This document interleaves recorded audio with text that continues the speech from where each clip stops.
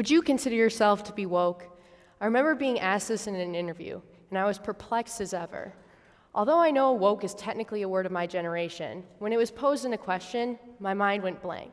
So, as every other logical 15-year-old would do, I went to my most trusted resource, Urban Dictionary. Urban Dictionary defines woke as an individual who has become more aware of the social injustice around them. For a little bit of context, I was being interviewed by a board of environmental activists, so probably not the best people to not respond to a question about being woke to. But although I didn't get that position, I saved myself time in the future, because not long after, the definition of woke changed. Before I start talking about my adventures in environmental activism, I want to talk a little bit about where my passion came from.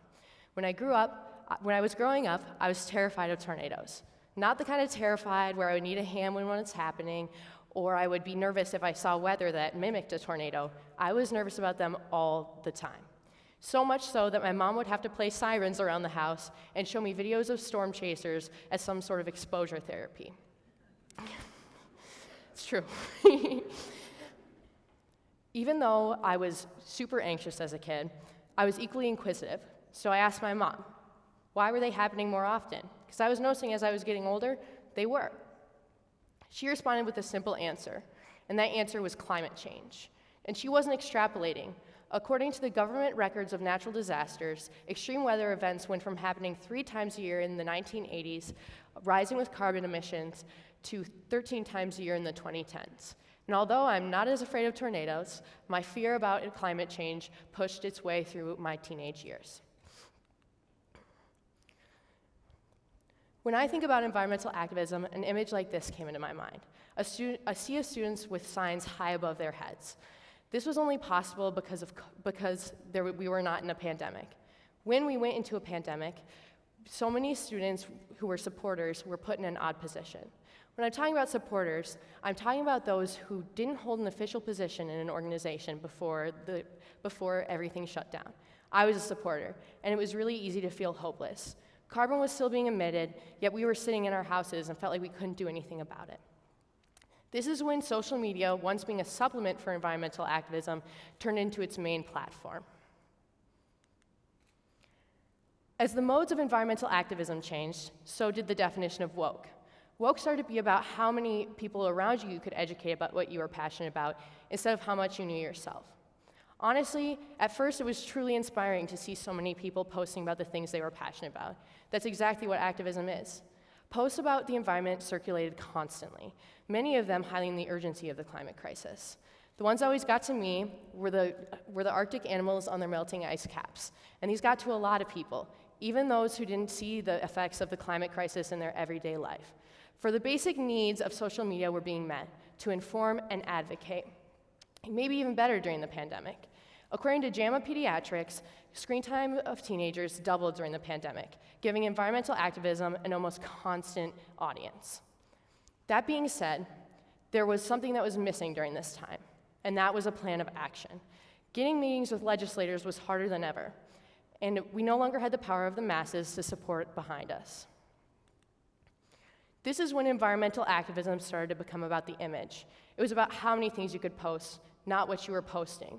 It was about how many people saw your posts, not how many people did something about it.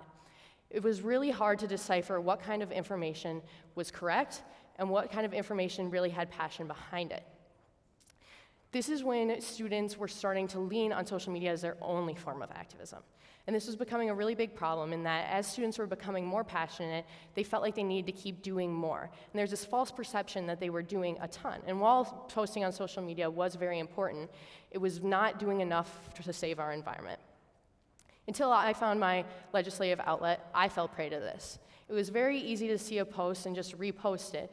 I wanted to repost it because it made me look like I cared.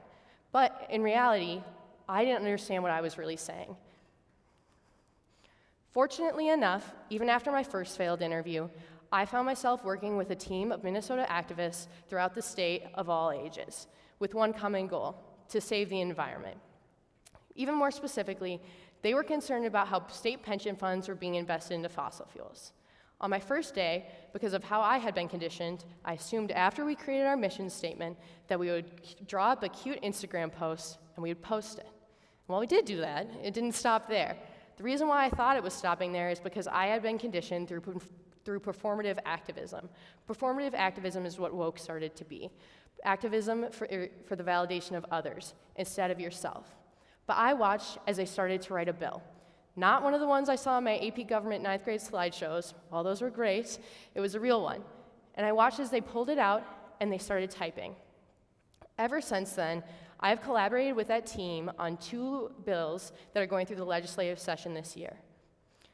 Since then, my hope for the environment has been tremendous, and I hope everyone else can feel that way through this process too.